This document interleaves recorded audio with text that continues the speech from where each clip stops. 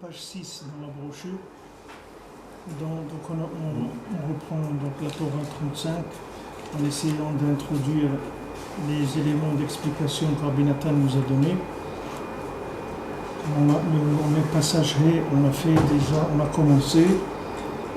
בעיקר המוחים שמקבלים על ידי אמונה הם מקבלים אל מאור הפנים כמו שכתוב באור פנים אלה חיים. חיים הם המוחים כמו שכתוב חוכמה תחיה. On a vu ça hier, מקבלים מאור הפנים דרך האמונה נקראת מלכות שהוא בחינת ירושלים. כמו שכתוב מלכי צדק מלך שלם תרגום מלכת ירושלם. היא בחינת אמונה כמו שכתוב עיר צדק ראייה נאמנה. Comme c'est écrit la ville de justice qui est la ville de la Emouna. Viprinat Laila. Et c'est le principe de la nuit. Mushkatu Vemuna Trabalelot. La Emouna, elle est dans l'obscurité. Comme Rabbi nous dit que la Emouna, elle est que dans là où quelqu'un ne comprend pas. Là, quand quelqu'un comprend, il n'a pas besoin de la Emouna. La Emouna, elle commence à rentrer en action quand quelqu'un ne comprend pas. Alors il a besoin de la foi. Et ça, c'est les explications simples et logiques de la Torah. Que Hachem m'a installé dans l'obscurité. Et c'est écrit que pour l'obscurité, Akadosh Baruch Hu, il l'appelait nuit. Voprinat Maor Katan, ça c'est le petit luminaire. Moshkatuv Ir Ktana, comme c'est écrit une petite ville. Moshkatuv et Hamaor Akaton le Memshalet Alayla, le petit luminaire qui va diriger, qui va gouverner pendant la nuit.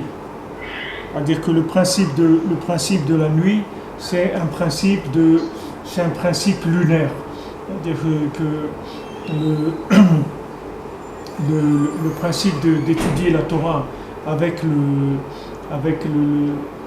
la Emouna, le principe de se rapprocher d'Hachem avec la Emouna. Quand on décide, comme on a expliqué plusieurs fois ces derniers jours, que je vous ai expliqué le Inyan d'apprendre avec la Emouna, et bien celui qui se lance dans cette méthode-là d'apprendre avec la Emouna, il peut arriver vraiment à des résultats extraordinaires, mais c'est un principe lunaire, c'est pas un principe solaire. On l'a vu pour Moshe Rabbeinu, on a vu Moshe Yehoshua. Moshe, il a dit donne à Yehoshua de la splendeur de ton visage, c'est-à-dire donne-lui de ta splendeur. Et il lui a donné, mais ce qu'il a reçu Yehoshua, c'est lunaire, c'est pas solaire. C'est-à-dire que lui reçoit de Moshe, mais lui il comprend rien. C'est Moshe qui comprend, lui il comprend pas. Lui il a ça en lui, mais il le comprend pas. Parce que c'est un principe lunaire, c'est un principe féminin. Alors maintenant, l'étude, quand elle se fait avec la Emouna, c'est une étude qui va donner du cœur. Va donner du cœur. Comme c'est écrit dans les Sfarim que le Lamed, la lettre Lamed en hébreu, ça veut dire enseigner ou apprendre, l'Omed, la lettre Lamed. La lettre Lamed, elle est comme une tour. Les familles me disent elle est comme Migdal, une tour, elle est comme ça. Il dit que l'étude, quand un élève il étudie, alors il lance son cœur pour attraper l'enseignement du Rav. C'est-à-dire, il dit c'est Migdal Aporé Arbaavir, c'est-à-dire l'élève il lance son cœur qui est le lève, c'est-à-dire il lance le lève pour attraper l'enseignement du Rav. C'est pas écrit qu'il lance son cerveau, son intellect. Il lance son cœur pour attraper l'enseignement. C'est-à-dire qu'il est attentif avec une attitude d'émouna par rapport à cet enseignement. Alors quand il va avoir cet enseignement-là, il va recevoir du orapanim d'Akadosh Baruch Hu. C'est-à-dire que cet enseignement, il va lui donner la véritable interprétation de la Torah comme Hachem il la voit. Comme je vous dis hier pour les filles de Tselophrad, elles ont compris qu'est-ce que Hachem il pensait dans la distribution de la terre d'Israël, comment quelqu'un il héritait s'il n'avait pas de garçon, elle pensait que c'était juste qu'il donne son héritage à sa fille, l'héritage qu'elle revienne aux filles. C'est comme ça qu'elles ont pensé. Et elles ont pensé juste. Elles ont compris juste. Pourquoi elles ont compris juste? Parce que leur cœur, il est allé chercher en haut. C'est-à-dire avec la Emouna, ils sont allés chercher en haut l'explication. Pas avec la logique, pas en réfléchissant intellectuellement. Réfléchissant intellectuellement, d'abord, il n'y avait pas de réponse. Quelqu'un ne pouvait pas savoir. Mon cher Rabbeinu l'a dit, je ne sais pas. Alors qu'est-ce qu'il va savoir? Personne ne le sait. Donc elles ont découvert là-bas l'interprétation.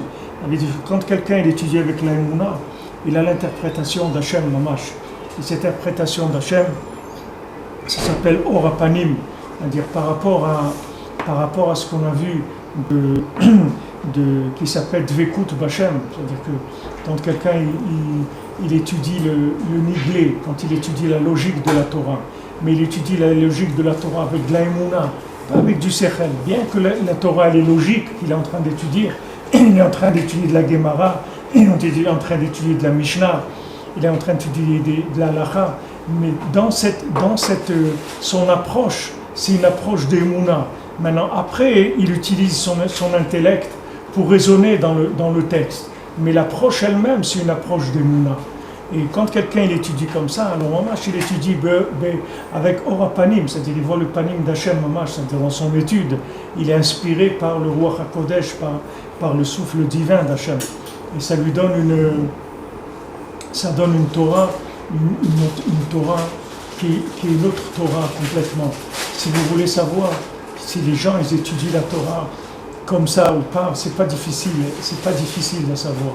Quand vous voyez des gens qui accusent le Ham Israël, vous pouvez être sûr que la Torah qu'ils étudient, c'est pas la Torah dont on parle ici. Parce que quand un rave il est capable de dire qu'il y a des roquettes qui tombent sur Tel Aviv, pourquoi? Parce que les gens là-bas ils font des avérotes. Quand un rave il peut dire quelque chose comme ça veut que sa Torah, c'est une Torah, elle ne vaut rien du tout, cette Torah. C'est une Torah d'intellectuel, c'est une Torah de rigueur. C'est la Torah des élèves de Rabbi Akiva. C'est une Torah de rien du tout, ça ne vaut rien du tout cette Torah. Comment la Mishnah elle-même a dit, on n'essaye pas de consoler quelqu'un quand son mort il est devant lui. Quand quelqu'un il a un mort devant lui, on ne vient pas le consoler. On console une fois qu'on a enterré le mort. Là, on peut dire des paroles de consolation. Si la Torah, la Mishnah elle-même, elle fait attention que même de consoler quelqu'un, elle te dit, il y a des moments où on ne peut pas consoler la personne parce que la douleur est trop grande. Alors, ce n'est pas le moment de le consoler, laisse-le dans sa douleur. Quand la personne elle sera enterrée, après tu peux le consoler parce que là déjà, il s'est calmé un petit peu, il a moins mal. Déjà tu peux le consoler, tu lui dis quand même, c'est quelqu'un, au Hachem, il a fait des belles choses dans sa vie, etc. Tu peux le consoler. Mais quand le mort, il est pas dans la terre, on ne console pas, on ne dit rien du tout. On se tait, c'est tout. Maintenant, quand il y a des choses comme ça, des moments comme ça, où on voit qu'il y a de la rigueur, de la rigueur sur l'homme Israël, un rave, comment il peut dire c'est à cause de vos fautes? C'est écrit dans tous les Sfarim. Tous les Sfarim ils disent qu'on voit ça, qu'on voit des choses comme ça. La personne, au contraire, elle doit prendre le micro et de dire c'est à cause de moi qu'il y a ça. Elle ne doit pas dire c'est à cause des autres. C'est à cause de vous, bande de nazes, qu'il y a ça. C'est ça un rave. C'est ça ce qu'on appelle un rave dans l'homme Israël. C'est-à-dire, il dit voilà, c'est à cause des avérantes et des trucs, c'est pour ça qu'il y a des choses. Mais on ne dit pas des choses comme ça. On ne dit pas, c'est assourd de dire des choses comme ça. On n'a pas le droit. Ça, c'est une Torah de rigueur. Cette Torah de rigueur, elle vient du Sechel. Parce que comme les gens, ils ont étudié la Torah qu'avec l'intellect, il n'y a pas de cœur. C'est une Torah, il n'y a pas de cœur. Il n'y a pas de miséricorde. Il n'y a pas le visage d'Hachem. Comment un rave, il peut croire que Hachem, il va écouter ce qu'il est en train de dire? Mais c'est lui le pauvre qui risque d'avoir des problèmes, c'est pas les gens. Parce que Hachem, il est dans un moment où Hachem, il souffre. Hachem lui-même, il souffre des jugements qu'il y a. Hachem, il voit son peuple, ces gens qui ont peur, qui courent, qui truquent et tout. Hachem lui-même, il souffre de ça. Betsaratam lotsa, quand l'homme Israël est dans la douleur, c'est Hachem qui est dans la douleur. Et quelqu'un il vient et dit Hachem, c'est bien fait pour eux, parce mais c'est dangereux de dire des choses comme ça. Pour lui, c'est dangereux. À part qu'il prend la place d'un accusateur, c'est dangereux. Il y a un autre rave qui a dit aussi les 3 jeunes qui ont été tués.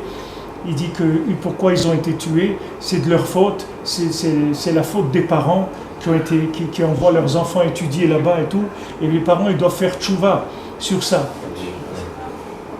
Comment un rave, c'est un rave qui a des milliers d'élèves, hein, c'est pas un rave de quartier, c'est un rave qui a des milliers d'élèves. Comment un rave, il peut dire des choses, même s'il pense des choses comme, même s'il pense, c'est honteux de dire, on ne dit pas des choses comme ça. Des gens que leurs enfants, ils sont morts, tu dis, c'est à cause de vous, faites tchouva, c'est vous qui avez tué vos enfants. Il dit ça, il dit, c'est vous qui avez tué vos enfants, en allant habiter dans des endroits comme ça. Et lui, là où il habite, en Chutz La'aretz, dans la Touma, et lui il parle, il dit, regardez le monde où il est. C'est ça que le Baal Shem Tov, il pleurait. Il disait, il va y avoir des rabbinim à l'époque de Mashiach, qui vont être des gens qui vont être des gens dangereux. C'est des gens dangereux, ils vont dire des bêtises. Et ces bêtises-là, elles font mal. Parce que tu vois ici, encore celui qui a parlé de Chutz La'aretz, il n'y a pas beaucoup de gens qui... Ça ne s'est pas trop diffusé. Mais c'est celui-là en Israël qui parle. Il leur dit à Tel Aviv. Au lieu de dire Baruch Hashem à Tel Aviv aujourd'hui, il y a pratiquement pas un restaurant pas kasher. Quelqu'un il veut le manger pas kasher, il peut pas. Il faut que... Quoi? Ben, tu n'as pas connu Tel Aviv, tu ne sais pas. Moi, j'ai fait ma bar mitzvah en Israël. Je peux te dire, tu aurais vu Tel Aviv il y a 40 ans, ou 45 ans. Il y a même 10 ans. Oui, il y a quelques années. Aujourd'hui, tu as des petites cacheroutes, des cacheroutes light, des cacheroutes smig, mais tu as une cacheroute. Voilà, on a fait un mariage à Tel Aviv avec la cacheroute du Rav Lando, qui est une des meilleures cacheroutes d'Eretz Israël, à Tel Aviv. Il y a 10 ans, ils ne connaissaient même pas le nom. Le nom du Rav Lando, tu ne sais même pas qu'est-ce que c'est. Aujourd'hui, Baruch Hashem, tu marches à Tel Aviv, en tout cas, tu n'auras aucune difficulté à trouver un restaurant kasher. Baruch Hashem, il y a des shiurim. Baruch Hashem, il y a un cheder qui s'est fait à Tel Aviv. Au début, il y avait 40, 50. Aujourd'hui, il y a 1000. Des gens qui envoient leurs enfants pour étudier la Torah et tout. Au lieu à ce moment-là, de faire sortir le parfum, le gars, il vient faire sortir les poubelles. Mais c'est le contraire complet de la Torah. C'est l'opposé de la Torah. C'est mamash l'opposé de ce que Hachem il attend d'un rave dans le Ham Israël. Hachem il attend qu'un rave il vienne plaider pour le Ham Israël. C'est ça qu'il attend. Qui dit non, regarde, ils sont bien, ils avancent, ils font des bonnes choses, etc. Et tu vas voir, regarde, il y a déjà plus d'écoles, il y a des cours de Torah tous les jours. Regarde, les gens ils sont intéressés, ils viennent. Au lieu de dire des choses comme ça, aller accuser à des moments où le Satan il est mécatrègue, c'est très grave de faire des choses comme ça. Les gens ne sont pas conscients. Regardez où on est, regardez dans quel monde on vit. Par rapport à la Torah qu'on apprend là, c'est parce qu'ils croient que Dieu il a aussi des rouchim qui se mettent calqués par rapport au massim des gens. Ils croient que Dieu c'est un homme. Comme nous on est passé dans des... on s'est mis calqués par notre rouchim. Ils croient que Dieu, parce que les gens ils se construisent mal. Logique, ils croient qu'Hachem il a une logique comme lui. Qu'il n'est pas Mechouba à la Neshama chez Dieu et qu'il fait suivant ses rouchim. Exactement. Exactement. Il réduit Hachem à sa logique, à lui qu'il a dans la tête. À des bassins banals qui sont de Kouka parce que s'ils sont passés là ou pas. C'est très mauvais de faire des effets de cause, des trucs de cause à effet comme ça, mais il y a aussi des gens qui ont dit que les petits ont été pris et plus tard, le jour où il y avait le défilé de Shalom à Tel Aviv, comme ça. Je ne sais pas s'il faut faire ce genre de cause à effet. On ne doit jamais faire ça. On doit jamais faire ça. Ça n'a aucun rapport. Ça n'a aucun rapport. Au contraire, ces jeunes, ils sont partis, c'était une capara pour permettre tous les miracles qu'on est en train de vivre aujourd'hui, c'est grâce à eux. C'est grâce à ces enfants-là qui sont partis qu'aujourd'hui, bon, Hachem, avec que n'importe quel pays au monde, n'importe quelle analyse logique du monde, il voit qu'il y a des miracles. Et chaque seconde, là tu peux le dire chaque seconde, mamache, chaque seconde, ils envoient des trucs, des missiles. Quand tu vois rien que la douille là, du missile, elle fait 3 mètres de long avec 30 cm de diamètre. c'est un truc Hachem Mishmor, il tombe sur un Hachem Mishmor. On voit des miracles sans arrêt, au contraire. C'est des moments où il faut faire des encouragements, dire bon Hachem, regarde, Hachem il nous fait des miracles et tout, Hachem il nous aime, et Hachem il nous protège. Même si on n'a pas une force pour se protéger, parce que tout le pays entier il est sous les... Qu'est-ce qu'on peut faire? On ne peut rien faire du tout. Même s'ils en arrêtent, combien ils arrêtent? 5% de ce qui vient. Et en plus, combien d'argent ça coûte? Chaque chose qu'ils arrêtent, ça coûte $50 000. Chaque fois qu'ils tirent un truc, c'est aussi beaucoup d'argent. Ça revient très cher. Des gens, ils vont pas au travail. Des gens, ils sont dans les abris. Tout ça, c'est terrible. Au lieu de dire des mots qui sont des mots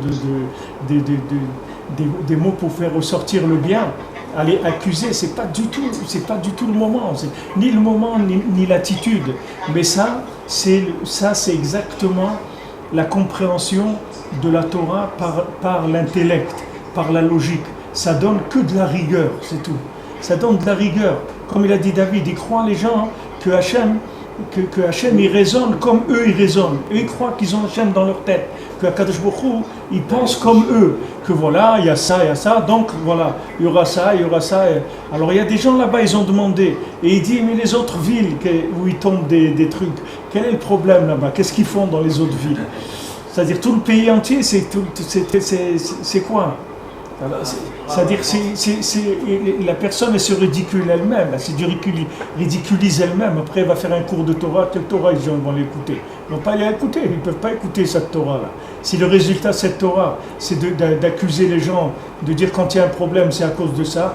Rabbeinu il dit dans ses Purim Masiot, il dit que les gens quand il rapporte dans le c'est dans le où c'est qu'il y a ça, c'est dans le Baal là, non c'est pas le Baal Fila, c'est dans le fils qui était celui qui était infirme, que les jambes, il avait les jambes paralysées.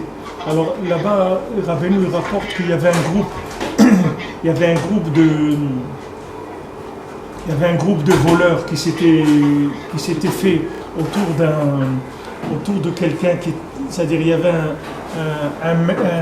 un chef de brigands comme ça, il ramassait des gens qui voyaient qu'ils étaient capables d'être des voleurs, etc. Ils ont commencé à faire des bandits, ils attaquaient les gens sur les routes et ils volaient, etc. Et à un moment le fils, celui qui était, bon c'est tout un maassé, mais celui qui était, toute une histoire, mais celui qui était handicapé des jambes, il a trouvé un endroit où il y avait de la poudre, de la terre des tzadikim. Il y avait de la terre aussi des fous. C'est-à-dire celui qui marchait sur cette terre, il devenait fou. Et celui qui marchait sur telle terre, il devenait tzadik. Alors il a mélangé la terre des fous et des tzadikim ensemble, et il a mis sur la route où ils passaient ces bandits-là. Alors quand ils sont passés là-bas, ils sont devenus tous des tzadikim meshugaim. Alors il dit là-bas Rabbeinu que comme ils étaient des tzadikim, alors ils ont commencé tous à vouloir faire tchouva. Ils ont dit on veut faire tchouva. Mais comme ils étaient fous en même temps, alors ils ont dit c'est à cause de toi que je suis devenu... Ils ont commencé à accuser l'autre. Ils disent c'est à cause de toi. S'il y a des trucs qui tombent, c'est à cause de toi. Et il dit ça, c'est parce qu'il est fou, c'est pour ça qu'il dit ça. C'est-à-dire que c'est la folie qui fait dire ça. Parce que celui qui n'est pas fou, quand il voit quelque chose comme ça, c'est écrit dans tous les sfarim, quand on voit des choses, on doit se prendre sur nous. On ne doit pas dire c'est à cause de l'autre. C'est à cause de moi. C'est à cause de moi, c'est pas à cause de l'autre. Qu'est-ce que tu connais l'autre? Tu ne connais rien de l'autre. Toi, tu te connais, tu sais que tu as des problèmes. Alors le Baal Shem Tov, il dit tout ce que tu vois, c'est pour toi, c'est pas pour les autres. Tout ce que tu vois dans le monde, il y a un problème, c'est pour toi. Le message, il est pour toi, il n'est pas pour les autres. Tout ce que tu vois, tu dois l'interpréter par rapport à toi-même. Tu dois t'arranger toi-même et faire tchouva toi-même, pas aller dire que c'est à cause des autres. Mais quand cette Torah, c'est pas une Torah du panim, c'est-à-dire quand les gens ne voient pas le véritable visage d'Hachem, alors c'est une Torah où il n'y a pas de miséricorde, c'est une Torah où il n'y a pas de cœur, il n'y a pas d'amour. Alors cette Torah-là, c'est une Torah que d'accuser tous les gens qui ne font pas voir toujours le négatif, ils voient toujours du négatif, essayer de corriger le monde par le négatif.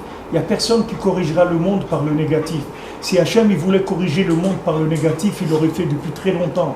Il n'y a pas de possibilité de faire tchouva par le négatif, en accusant qui que ce soit. En fait, qu'est-ce que tu vas accuser des gens qui ne savent rien du tout? Ils ne savent même pas ce que c'est la vie, la mort, rien, ils ne savent rien. De quoi tu les accuses? Ils ne savent rien du tout. Ils pensent que ce qu'ils font, c'est ce qu'il y a de mieux à faire. C'est comme toi, ils sont exactement comme toi. Toi, tu es responsable, eux, ils ne sont pas responsables. Toi, tu es responsable parce que toi, tu sais un petit peu de quoi il s'agit, mais eux, ils ne sont pas responsables du tout. Donc toi, tu dois t'accuser.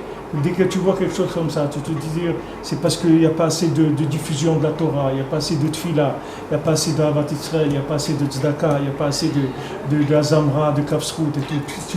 C'est ça la réaction normale de quelqu'un qui est dans la Torah, c'est ça. Mais quand quelqu'un vient accuser les autres, il dit c'est à cause de vous qu'il y a ça. Alors qu'est-ce que tu fais là? Va-t'en, va habiter ailleurs. Qu'est-ce que tu fais ici? Tu as trouvé un meilleur endroit, va habiter dans un meilleur endroit. C'est pas une réaction. On sent qu'il y a quelque chose qui cloche là-dedans. Et les gens, ils sont plus dupes. Avant, les gens, ils acceptaient ça. Avant, les gens disaient c'est vrai et tout. Si le Rav il a dit, c'est que ça doit être. Mais aujourd'hui, les gens, ils acceptent plus ça. Parce que les gens, ils voient qu'il y a un décalage énorme entre la réalité et ces réactions-là. Les gens, ils acceptent plus ça. Tu vois, les gens réagissent. Ils disent c'est quoi de parler comme ça? Il y a même un Rav qui a réagi, il lui dit va faire tchouva, toi. Va faire tchouva de dire des choses comme ça. Va toi faire tchouva.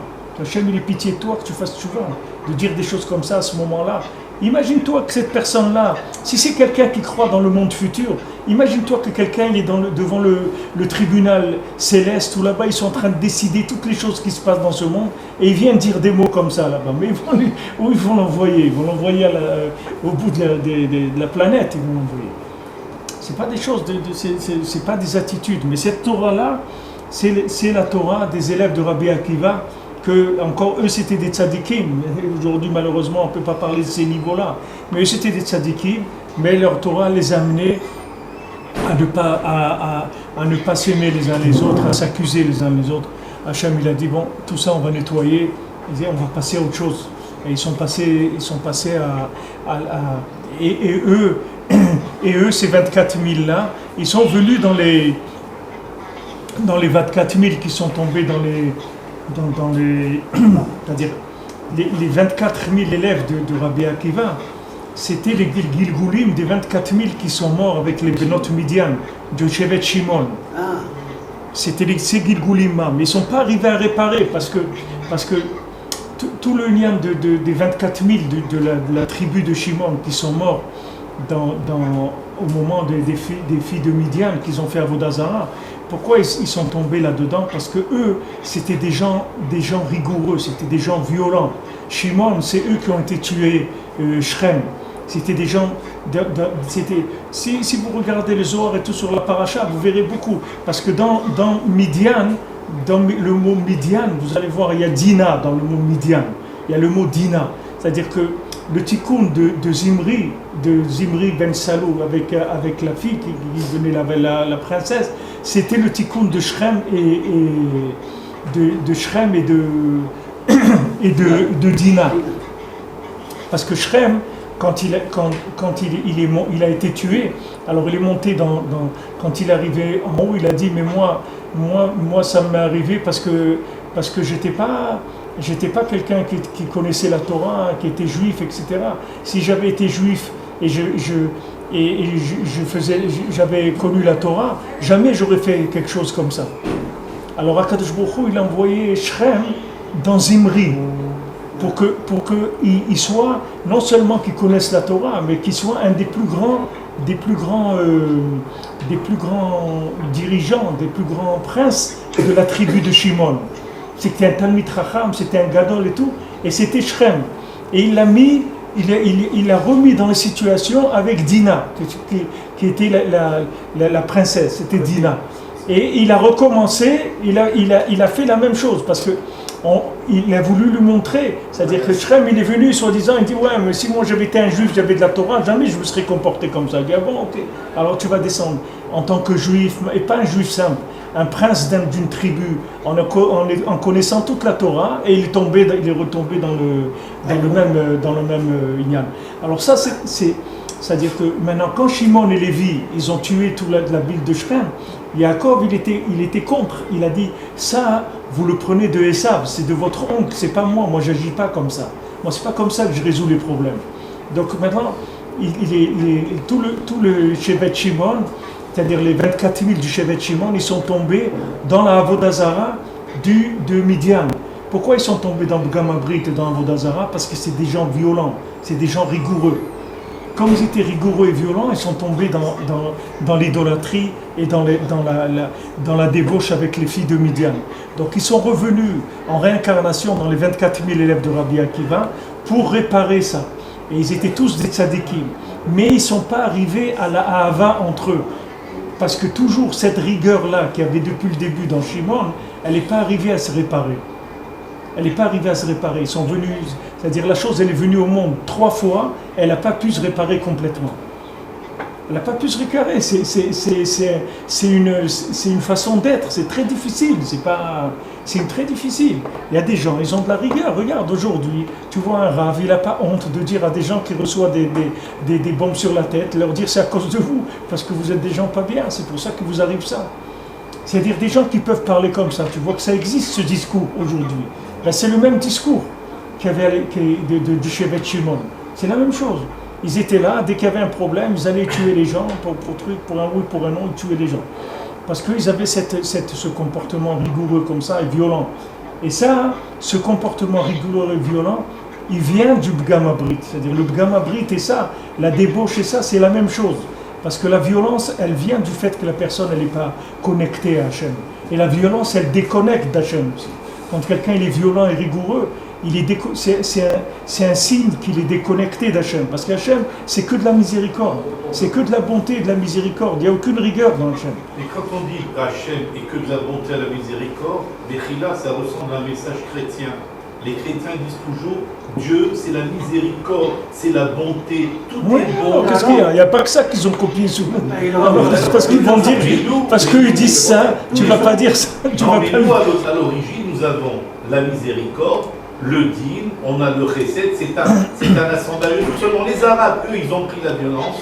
Les chrétiens, ils ont pris la miséricorde. Chacun a pris une partie de notre ensemble à nous, ils ont fait une religion. Mais nous, on ne peut pas dire, nous, on est que miséricorde. Hachem, Yaakov, Hachem, c'est que de la miséricorde. Hachem, c'est que de la miséricorde. Tout ce que tu vois dans la rigueur, c'est pas Hachem. Ah, comment c'est pas Hachem? Quand il y a 24 000 personnes détruites, c'est pas Hachem? Non, c'est pas Hachem. C'est pas Hachem. Non. C'est pas Hachem. C'est le système que Hachem il a mis en place qui fait son travail. Mais c'est pas Hachem. Si tu sors du système, tu n'as plus affaire à ces choses-là. C'est comme si tu dis, je vous ai expliqué plusieurs fois, tu prends les mazalotes, tu prends tous les astres. On a bien dit que dans cet instant de colère, où il a voulu se brancher Bilam pour pouvoir maudire le peuple juif, il y a bien un moment dans la journée où Hachem, ça dure une seconde, je ne sais pas combien de temps ça dure, où il est en colère. Et à ce moment-là, si on arrive à se connecter, on fait des ravages. Donc il y a aussi une partie qui est du din. Mais même cette seconde de colère, qu'on dit colère, bon, parce que c'est pour parler le langage humain, mais tu vois bien que quand il y a eu Bilam qui est venu, Akadosh Baruch Hu, il a retenu, il a dit pendant le temps où toi tu vas maudire mes enfants, il n'y aura pas ça. Donc tu vois bien que c'est pas la nature d'Hachem. Si c'était la nature d'Hachem, il n'aurait pas pu interrompre ça, tu comprends? Il n'aurait pas pu, si c'est comme ça qu'il est, il est comme ça. Qu'il vienne Bilam ou qu'il vienne pas Bilam, ça ne change rien. Hachem, il est comme ça. Tandis que le contraire, quand Hachem, il est miséricordieux, personne ne peut arrêter ça. Il n'y a pas un moment où il arrête ça. Mais seulement Hachem, il a donné un pouvoir à des anges, il a donné un pouvoir à Matat, au prince de la Torah, à des batédinim. Il faut qu'il y ait dans le monde, il faut qu'il y ait de la rigueur pour pouvoir donner un salaire aux gens. Mais eux, c'est Hachem, les anges c'est Hachem, Matat c'est Hachem. Non, ça veut dire c'est Hachem. Ça veut dire qu'Hachem. Hachem, c'est tout. Hachem, il a donné un système qui est le système de la nature. Le monde, il marche avec la nature. Okay? Le matin, le soleil se lève. Tous les matins, tu vois, le soleil se lève. Tous les matins, ce soleil-là, c'est un système qu'Hachem il a mis en place. Maintenant, si pour un besoin, pour un autre, ça doit s'arrêter, Hachem il va l'arrêter. Mais ce n'est pas tous les jours qu'il va faire ça. Il y a un système qui tourne, qui s'appelle le Teva, qui s'appelle le Din. Ha-Elokim, c'est Teva, c'est Gematria Teva, ça veut dire c'est le Din, c'est la rigueur. Mais cette rigueur-là, c'est une rigueur fonctionnelle, ce n'est pas une rigueur essentielle. c'est une rigueur fonctionnelle. Qu'est-ce que ça veut dire, Fonctionnelle, ça veut dire comme maintenant, tu cries ton fils parce qu'il a pris une boîte d'allumettes et il risque de se brûler. Tu le cries, tu comprends? Mais quand tu le cries, tu es rigoureux avec lui, c'est fonctionnel. C'est pas ta nature. Ta nature, c'est que tu l'aimes, ton fils. C'est même pour ça que tu lui dis de ne pas prendre des allumettes. 6 millions de juifs ont été tués par amour pendant la Deuxième Guerre mondiale. C'est peut par pas, amour. Le déluge, c'est par amour. Les 24 disciples de Rabbi Akiva, c'est par amour. Toutes les Haftarot ont dit je vais les décimer, et si vous faites le bien, vous avez ça. Si vous n'étudiez pas la Torah, je vous détruis, je fais un autre peuple. Tout ça, c'est du chesed, c'est de l'amour. Ça s'appelle de l'amour. C'est pas ça, c'est pas l'amour pour nous. Pour nous, c'est pas l'amour. Mais Hachem, il a mis un système en place. Ce système, il l'a mis par amour. Maintenant, ce système, c'est pour que tu puisses, toi, grandir, réussir dans ce système-là. Maintenant, si dans ce système-là, tu te trompes et tu fais le contraire, le système lui-même, il va s'occuper de gérer ton erreur. Mais si tu vas chez Hachem, Hachem, il peut te donner tout gratuitement. Si tu comprends que ça, c'est juste un enfant, s'il comprend que son père, il l'empêche de prendre des allumettes parce que son père, il l'aime, c'est pour ça qu'il a mis ça en place. C'est pas parce qu'il l'aime pas. Mais seulement si tu as un esprit qui est petit, tu vas dire mon père il m'aime pas parce que chaque fois que je veux faire quelque chose, il m'interdit. Je veux acheter une mobilette, il m'interdit. Je veux acheter des cigarettes, il m'interdit. Je veux aller au cinéma, il m'interdit. Je veux me baigner, il m'interdit. Mais mon père, il m'aime pas, c'est tout. Parce que tout ce que j'aime moi, il me l'interdit, mon père. Donc mon père, il m'aime pas. Eh ben, si tu penses comme ça, tu t'es trompé, c'est tout. Parce qu'Hachem, il a mis de la rigueur dans le monde. C'est une rigueur de gestion. C'est une rigueur fonctionnelle. C'est pas une rigueur essentielle. C'est pour ça que Rabbeinu il dit, si maintenant tu as fait une avéra, chas de shalom, alors adresse-toi à Hachem. Et chez Hachem, jamais quelqu'un il est sorti coupable d'Hachem. Jamais quelqu'un il est rentré au tribunal d'Hachem et il est sorti coupable. Quand est-ce que quelqu'un il sort coupable? Quand quelqu'un il a affaire aux énergies fonctionnelles, aux gens qui sont envoyés par Hachem pour faire au service d'ordre. Alors eux, le service d'ordre, il a de la rigueur. Parce que son but, c'est de faire de l'ordre dans le monde, pour que les gens ils puissent fonctionner dans le monde et avoir un salaire de ça. Mais si tu comprends que tout ce service d'ordre-là, derrière, c'est Hachem qui est derrière ça, donc tu vas complètement doubler ce service d'ordre, tu vas aller chez Hachem directement. Et là-bas, il n'y a que de la miséricorde. Il n'y a aucune rigueur chez Hachem.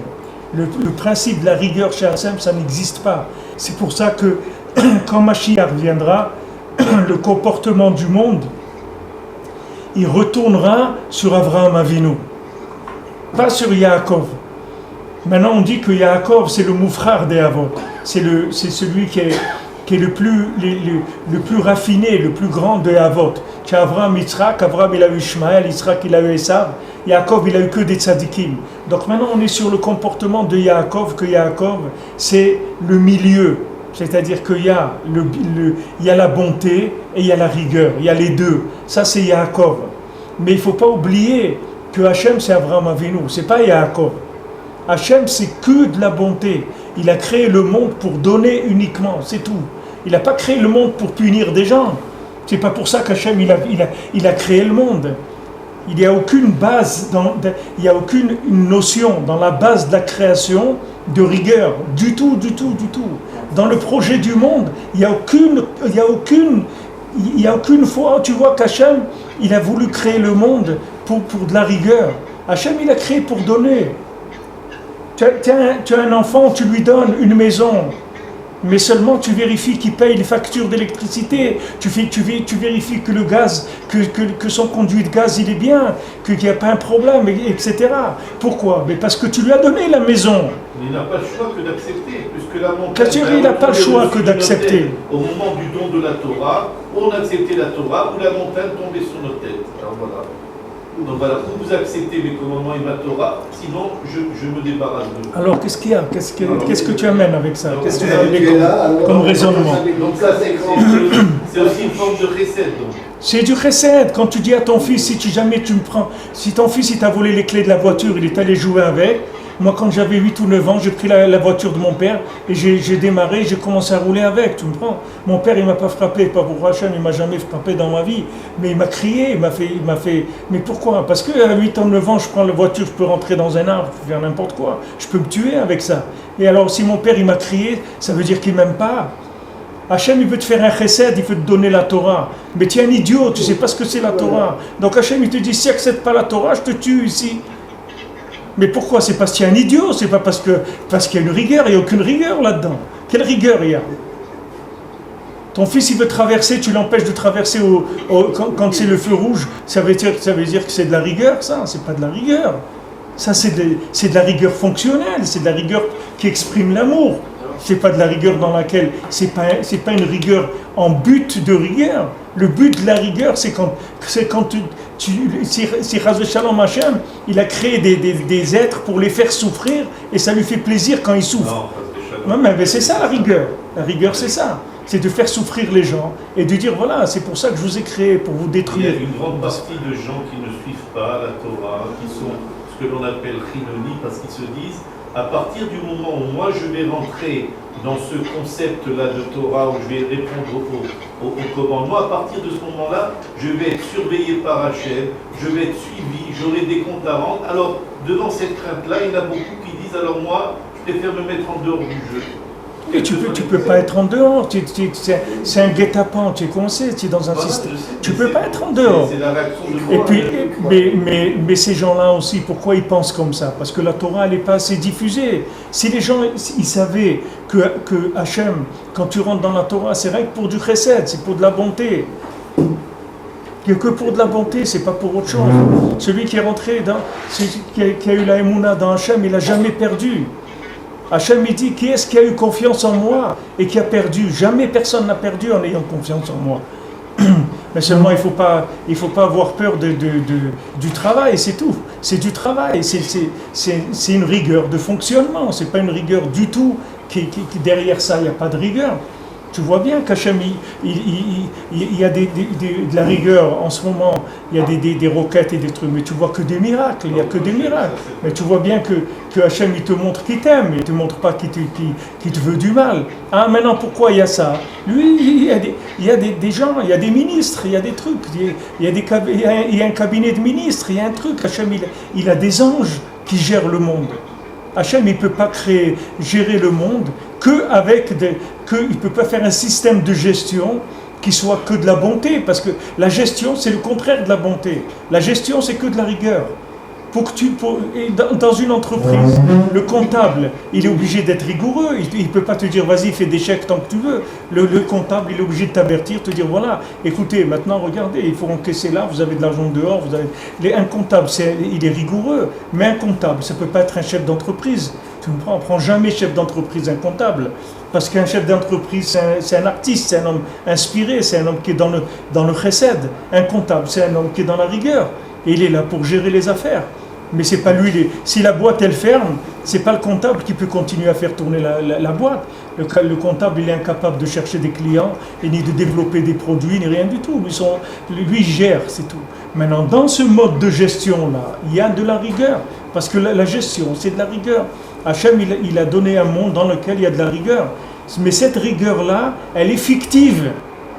Si tu rentres dans la Emouna, tu vas voir qu'elle est fictive. Tu vas te rendre compte qu'elle est fictive. Il y a toujours des raccourcis pour arriver chez Hachem directement. Et pour éviter tous ces intermédiaires-là. Ces intermédiaires, ils n'existent que si tu les acceptes. Que si toi, tu les valides. Si tu ne les valides pas, ils n'existent pas. Si tu ne les valides pas, tu dis non, moi, ces gens-là, ils n'existent pas pour moi. Moi, tous ces tribunaux, tout ça, moi, je ne connais pas. Moi, les astres, tout ça, je ne connais pas. Moi, je ne connais pas ça. Moi, je sais qu'il y a Hachem. Hachem, il peut me donner un enfant à l'âge de 100 ans. Même si j'ai jamais eu d'enfant dans ma vie. À l'âge de 100 ans, tu peux avoir un enfant. Qu'est-ce que c'est pour Hachem? Quand Sarah, elle a commencé à rigoler, elle dit, de quoi tu rigoles? C'est à rigoler, pourquoi je ne peux pas te donner un enfant? Elle dit, mais attends, mais je n'ai même plus des trucs des femmes pour avoir des... Ne t'occupe pas, tout ça on peut faire, c'est pas un problème. Alors maintenant, il y a quoi? Le monde, c'est quoi? Il y a des teva ou il n'y a pas de teva? Tu choisis, c'est tout. Tu veux vivre dans un système logique, alors tu vas voir qu'il y a il y a des barrages, des trucs, des papiers, des visas, des autorisations, des trucs, des PV, des trucs, tout ce que tu veux. Tu choisis que tu vis dans la Emouna, c'est un autre mode de vie, tout complètement.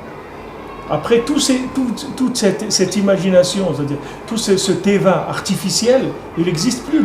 La preuve, regarde ce que tu es en train de vivre aujourd'hui. Pourquoi Hachem il te montre ça? Pourquoi Hachem il nous montre ça? Comment quelqu'un il envoie en même temps 8 roquettes, trucs, tout ça, Baruch Hachem, ça tombe tout dans des endroits, des trucs. Mais tu vois bien que c'est pas normal. D'après la logique de ce monde, c'est pas normal. Même prendre des enfants de 5 ans qui tirent ça, tu vas voir qu'ils vont arriver à un but quelconque. C'est pas. Tu vois quelque chose qui est pas logique, mais c'est ça qu'Hachem il veut te montrer, c'est tout. Tout ça, toute cette mise en scène, elle est faite pour te montrer que c'est des miracles. Et les gens qui parlent dans les radios télévisées, les trucs, ils doivent dire ça. Ils doivent dire c'est des nissim. Mais les gens, ils n'arrivent pas à sortir ça de leur bouche. Ils disent par chance, c'est tombé là. Par chance, qu'est-ce que ça veut dire par chance? Ne dis pas par chance. Dis que c'est des miracles, c'est tout. Qu'on voit la main d'Hachem. C'est que des miracles. Dis ça. Dis-le, tu vas voir après Hachem qu'est-ce qu'il va faire. T'as qu'à le dire, c'est tout. Hachem, ce qu'il veut, c'est que tu le reconnaisses. Du moment où tu dis c'est toi qui fais ça, c'est toi qui nous protège, c'est toi qui fais tout. Même si on a une armée et tout, on voit bien que même avec une armée, avec toute la chorma et tout, tu vois bien qu'il arrive un moment où tu peux rien faire du tout. Qu'est-ce que tu peux faire?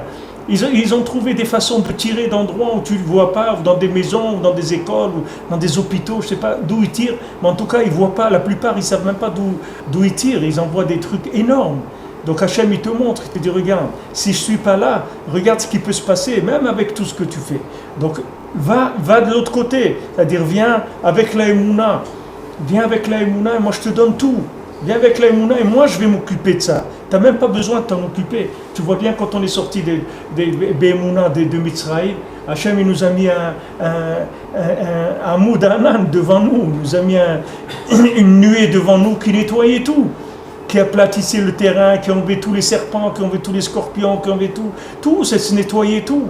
Et quand Hachem il te dit va faire la guerre, il te disait va faire la guerre, il te dit tu peux y aller, c'est réglé déjà. La guerre, elle est déjà finie. Avant que tu commences, c'est déjà terminé. C'est déjà réglé, tu peux y aller. Quand c'était pas réglé, alors Hachem, il dit ne va pas. Parce que là-bas, c'est pas réglé pour l'instant. Parce que Hachem, il respecte un ordre dans le monde. Quelqu'un qui a fait des efforts pour aller dans la Emouna, il a le droit à un salaire. Maintenant, si tu donnes le même salaire à celui qui fait le fou toute la journée et celui qui est en train de faire des efforts pour s'en sortir, alors il y a un truc qui ne marche pas. Alors là, tu vas te dire, alors à quoi ça sert tout ce que je fais? Je vais faire le fou moi aussi tout le temps, et quand j'arriverai de l'autre côté, on me donnera la même chose de toute façon. Donc Hachem, il veut qu'il y ait un fonctionnement de rigueur pour qu'il y ait du mérite pour ceux qui ont pas qui ont fait des efforts. C'est tout à fait normal qu'il y ait une rigueur dans le monde. Mais cette rigueur-là, elle est apparente. Si tu veux sortir de ça, tu peux sortir de ça. Tu peux rentrer dans des chassadim gmorim toute ta vie. Tu peux sortir de tout le système, tout le système qui gère toute la machine de gestion de ce monde-là. Hachem, il a mis le teva dans le monde pour qu'on puisse le découvrir. Mais c'est pour dépasser le teva. C'est pas que tu restes dedans. C'est pas pour que tu l'acceptes comme étant le bon Dieu, le teva. Le teva, c'est pas Dieu. La logique, c'est pas Dieu. Cause à effet, c'est pas Dieu. Tout ça, c'est un système qu'Hachem il a mis en place pour gérer son monde. Mais lui, c'est pas ça. Si tu sais t'adresser à lui directement, tu obtiendras tout ce que tu veux. Il n'y a plus de rigueur.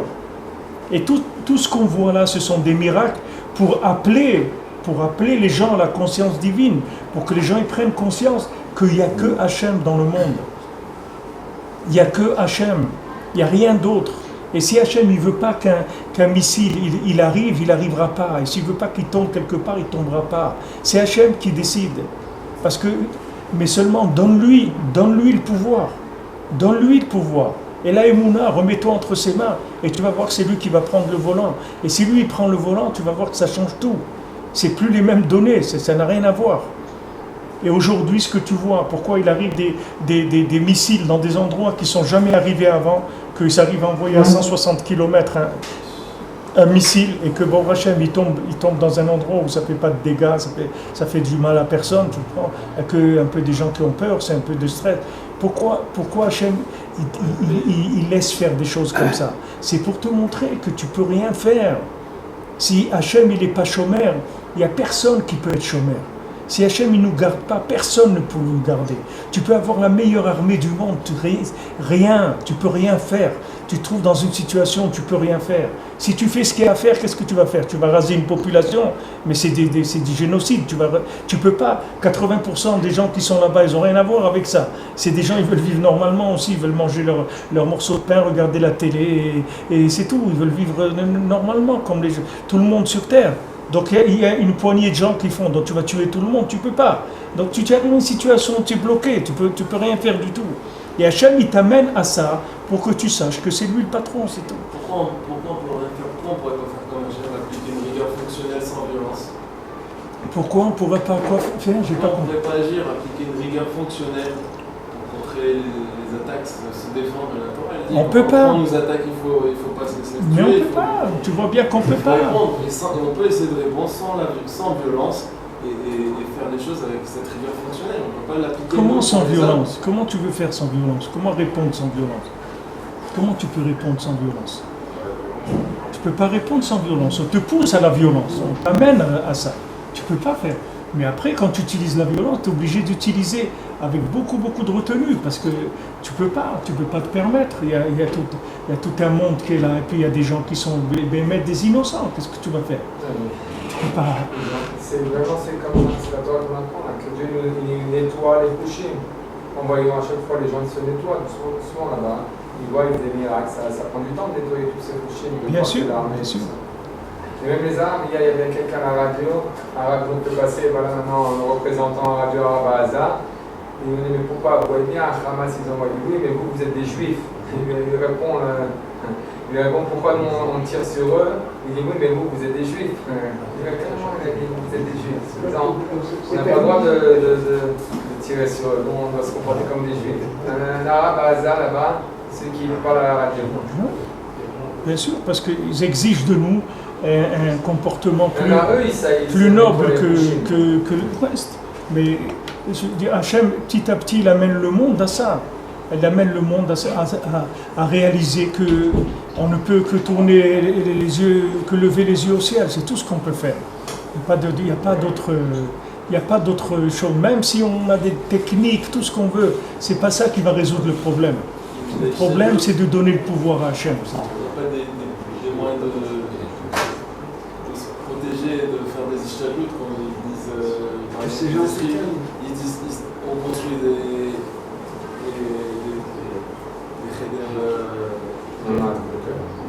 bunkers pour se protéger, on donne des masques à gaz. Alors est-ce qu'on peut avoir chacun sa émouna et dire je n'ai pas besoin d'aller dans un bunker, je n'ai pas besoin de... Non, c'est pas vrai. Chacun fait ce qu'il peut. Non, chacun fait comme par rapport à ses ça c'est pas de la émouna, ça c'est de la bêtise, c'est pas de la émouna. Quand tu dis j'ai pas besoin moi de me protéger, je reste dans la rue, j'ai pas besoin d'aller dans... Ça c'est pas de la émouna. La émouna c'est pas ça. La émouna c'est de vivre dans... Parce que quand tu dis ça, tu sors de ce monde, tu n'es plus dans ce monde. Quand tu dis tu respectes pas les règles du jeu, donc tu es sorti du monde, tu comprends? Tu es sorti du monde. C'est comme si un enfant, il prend une boîte d'allumettes, que je reste dans l'exemple que je t'ai dit tout à l'heure.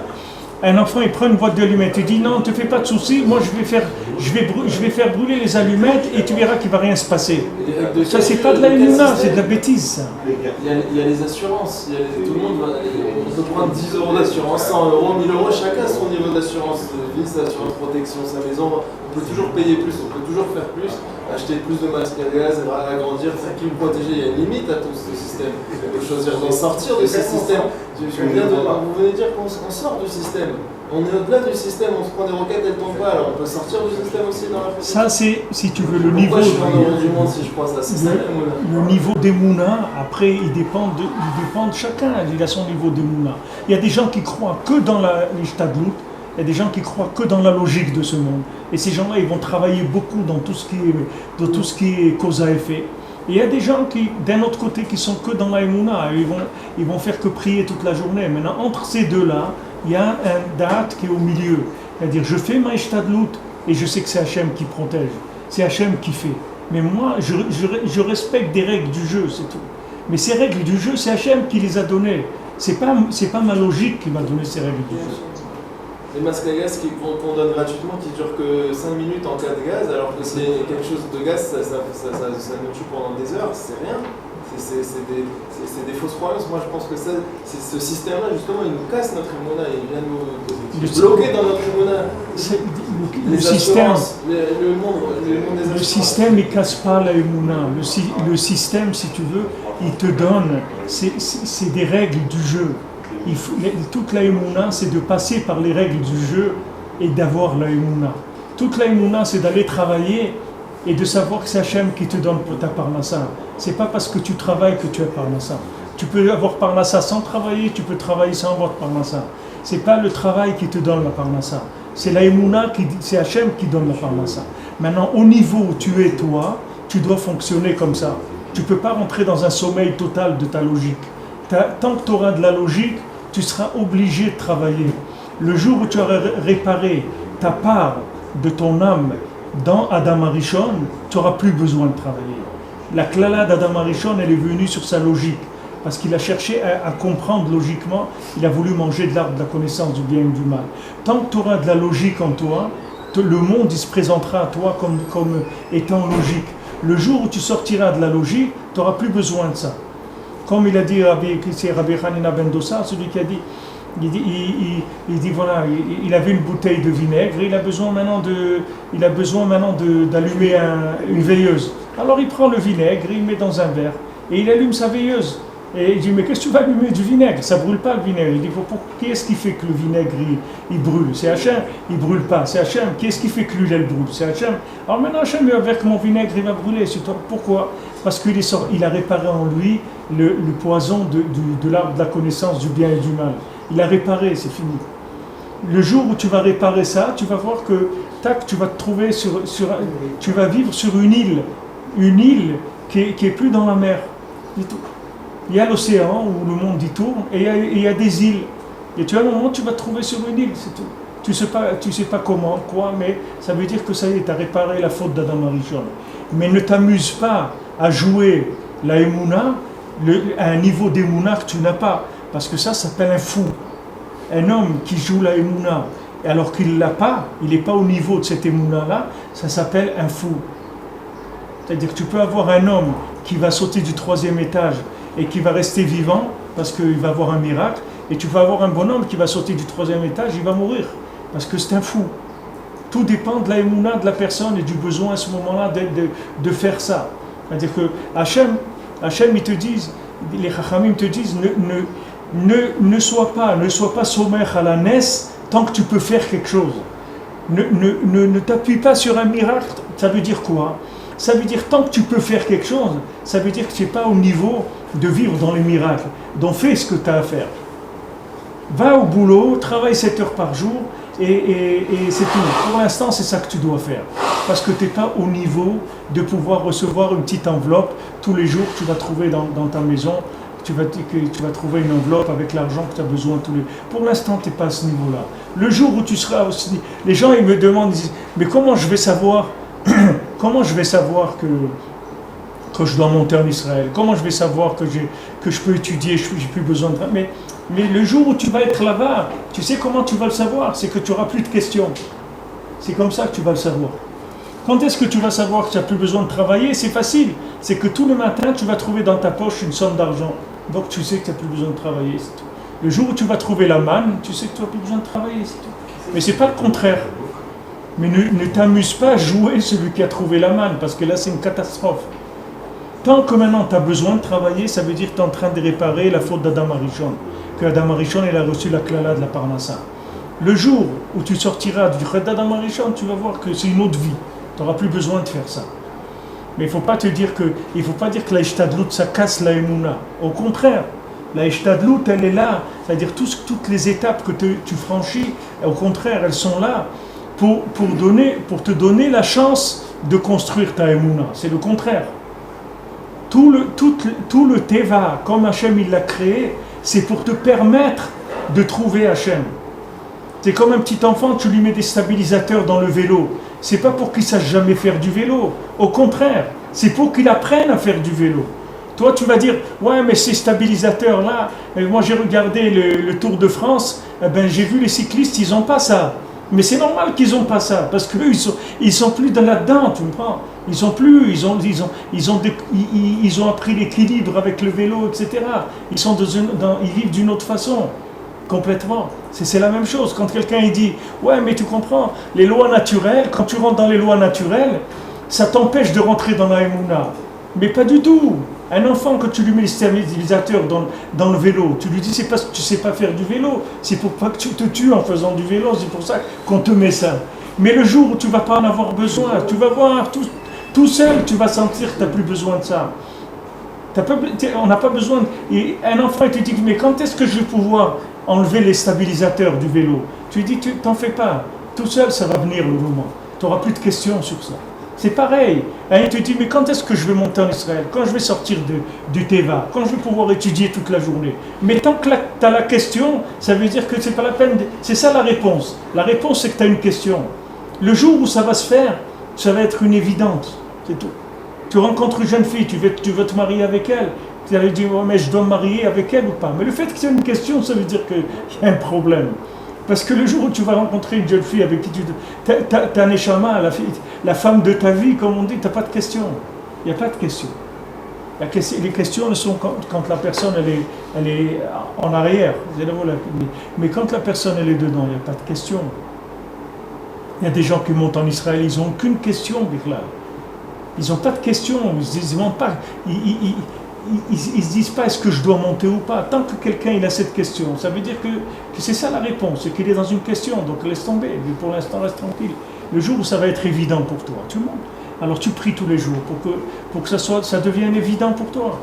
Le travail c'est pareil, tu vas travailler tous les jours. Tu demandes à Hachem, mais moi je veux étudier, je veux prier, moi je ne veux pas travailler tous les jours. Moi, c'est dommage que je passe mon temps à travailler, je voudrais étudier, prier. Ok, Hachem, il entend ta prière. Le jour où Hachem, il va décider, tu vas voir que ça va se régler. Parce que Hachem, c'est pas un problème pour lui de te donner ta parnassa sans passer 7 heures par jour. Tu peux passer 3 heures par jour, Hachem était dans le parnassa. Mais d'un autre côté, ne crois pas que tes 7 heures de travail, ils vont te donner parnassa. Parce que tu peux travailler 10 heures par jour et à la fin du mois, tu n'arrives pas. Il n'y a pas de cause à effet dans ces choses-là. Il y a qu'on est en train de réparer petit à petit la Emouna, c'est tout. Chacun il répare son degré d'Emouna petit à petit, jusqu'à ce qu'il arrive à une évidence, ce qu'on appelle le Da'at. C'est-à-dire la Emouna, il donne le Da'at. La Emouna, si tu veux, la Emouna, c'est un sommeil pour arriver à une conscience plus grande. Parce que quand je suis réveillé, mon cerveau, il m'empêche d'arriver à cette conscience-là. Parce que mon cerveau, il me limite. Il me fait travailler dans des choses de ce monde et il me prend, comme on dit, il ne me prend pas la tête, il me prend la tête. Ce monde, il me prend la tête. Alors comme il me prend la tête, je vais dormir, c'est tout. Et quand je vais dormir, je vais rentrer dans une conscience d'Hachem plus grande que tout ce que je peux découvrir quand je suis réveillé. Et alors, le matin, je me réveille avec une nouvelle conscience, avec une nouvelle énergie dans l'esprit qui va me permettre, dans ce monde-là, de trouver des portes de sortie. Dans ce monde-là, je vais trouver des chemins pour sortir. Rabbeinu, il dit, tu sais pourquoi les gens ne peuvent pas monter au ciel? Pourquoi les gens ne montent pas dans l'Olam Haba? Allez voir les tzadikim. Pourquoi tu ne monterais pas dans l'Olam Haba? Pour aller voir des tzadikim, tu vas voir Rabbi Shimon, tu vas voir Rabbi Nachman, tu vas voir le Baal Shem Tov. Pourquoi tu ne peux pas monter dans le ciel? Rabbeinu, il dit, tu sais pourquoi tu ne peux pas monter dans le ciel? Parce que tu ne connais pas la route, c'est tout. Mais il y a des routes pour monter dans le ciel. Eliyahu Navi, il avait une route, il est monté dans le ciel directement. Il n'est pas mort, il n'a pas eu besoin de mourir, il est monté dans le ciel, il est resté là-bas, c'est tout. Rabbeinu dit, il avait le Baal Tfila, là, je ne sais pas comment ils appellent ça, le maître des prières, le Baal Tfila. Le Baal Tfila, il avait une carte du monde sur laquelle il y a tous les chemins du monde. Et il y a des chemins pour monter au ciel. Il y a des chemins. Pourquoi on ne peut pas monter au ciel? Parce qu'on ne connaît pas la route. Mais ce n'est pas parce que tu ne connais pas la route que tu vas dire ça n'existe pas. Ça existe et toi tu ne connais pas la route. Mais ça existe. Il y a des routes dans ce monde où tu peux monter au ciel et tu peux revenir. Et il y a beaucoup de tzadikim qui montaient et ils descendaient dans leur vie. Tu vois, quand il y avait les Asara Harugei Malchut, quand ils sont venus pour tuer ces 10 tzadikim là, qui étaient le tikkun de Yosef de la vente de Yosef Hatzadik. Alors il y avait Rabbi Ishmael Cohen Gadol qui était parmi eux. Il a dit, attendez, avant Maintenant, l'empereur romain, il a décrété qu'il allait tuer ces 10 tzadikim-là. Parmi eux, il y avait Rabbi Akiva, il y avait c'était tous des très grands tzadikim. Maintenant, Rabbi Ishmael Cohen Gadol, il a dit, tu m'excuses, mais moi, un truc comme ça, je ne l'accepte pas. Moi, il faut que je monte et que je vérifie en haut qu'est-ce qui se passe. Une fois que je vérifie en haut que c'est en ordre, c'est pas un bonhomme qui s'est énervé sur nous, ou qui a de la haine, ou un truc comme ça qui vient... il faut que je monte vérifier qu'est-ce que c'est cette chose-là. Alors Rabbi Ishmael Cohen Gadol, il est monté en haut, on lui a dit, écoute, ça c'est une Xéra d'Hachem, ça c'est la réparation, vous êtes les Gilgoul des 10 frères de Yosef qui l'ont vendu, donc la réparation c'est que maintenant vous allez mourir à Kiddush Hashem, ça va être la réparation de la vente de Yosef. Il a dit bon c'est comme ça, ok, il est descendu, il a dit accepté, c'est bon, c'est validé, ça vient d'en haut, c'est un tikkun et tout, pas de problème, ils ont accepté, c'est tout. Mais eux ils montaient, ils avaient pourquoi? Ils connaissaient la route, c'est tout, il y avait une route pour monter. Comme qu'il y a une route aujourd'hui qui n'existait pas avant pour arriver à un endroit. Il y a un endroit, un autre, je crois en Turquie ou un truc, ils ont fait une route pour arriver des Bosphores à... C'est des trucs où il n'y a que de l'eau. Ils ont fait une route pour passer d'un côté à l'autre. Il avait accès facilement. Voilà, Baal Shem Tov, il montait, tout. Tzadikim, beaucoup de tzadikim, ils montaient. Parce qu'ils connaissaient la route, c'est tout. Mais t'en fais pas. Tant que tu ne seras pas au niveau d'utiliser cette route, on ne va pas te la montrer, voilà, c'est tout. Tu ne la trouveras pas, cette route. Tu peux aller avec un sac à dos, faire le tour du monde, tu ne la trouveras jamais. Tu ne trouveras jamais cette route. Tu la trouveras le jour où tu auras besoin de cette route pour avancer, c'est tout. Si tu as besoin un jour. Mais la Emouna, c'est comme ça. On est dans ce monde, on accepte les règles du jeu, on joue le jeu. Et le jour où on a besoin d'un joker, eh ben on nous le donne. Et le jour où on a besoin de 2 jokers, on nous les donne. Et le jour où tu as besoin que tout ton jeu de cartes, ça soit que des jokers, ben on va te le donner. Pas de problème. Mais toi, tu avances avec les règles. Tu dois respecter les règles du jeu. C'est ça la rigueur. C'est que tu respectes les règles du jeu. Tu ne peux pas faire ce que tu veux. Il y a des gens qui disent, moi je veux servir Hachem, mais je n'ai pas besoin de la Torah. Parce que moi j'aime Hachem, voilà, moi je prie Hachem, et je fais la tzedaka et trucs, mais moi la Torah je ne veux pas faire. Parce que la Torah c'est des trucs techniques et tout, c'est pas vrai. C'est pas vrai. La Torah c'est la volonté d'Hachem. Chaque parole de Torah, chaque mitzvah, c'est la volonté d'Hachem. Tu dois respecter la règle du jeu. Une fois que la personne va se coucher dans sa tombe, elle n'a plus besoin de faire la Torah. Elle n'a plus besoin de faire les mitzvot. Les mitzvot, c'est dans ce monde-là, c'est tout. Ayom la sotam, machar le kabes charam. Mais dans ce monde-là, tu dois respecter les règles du jeu. Ne prétends jamais dans ta vie que tu pourras communiquer avec Hachem si tu ne fais pas les mitzvot. Un davar kazé. Un juif ne peut pas dire moi je suis en open, comment ils appellent ça, open truc, open sky, open truc, moi je vis en open. Il n'y a pas d'open. Il n'y a pas d'open, il y a la peine, il faut se donner de la peine. C'est pas en open qu'on travaille. Il faut se donner de la peine et faire les mitzvot, respecter la halakha. Ça, c'est la conscience d'un juif qui est engagé. Maintenant, il y a des juifs qui ne savent pas. Il y a des gens qui ne savent pas que ça existe. Hachem, il aura pitié d'eux, il va leur montrer quand ça viendra le moment. Mais tu ne peux pas sortir tu dois respecter la forme de ce monde. C'est-à-dire que Hachem, il a donné des lois. Maintenant, quand tu vas passer des étapes, des examens dans ces lois-là, tu arriveras à une autre mode de vie complètement.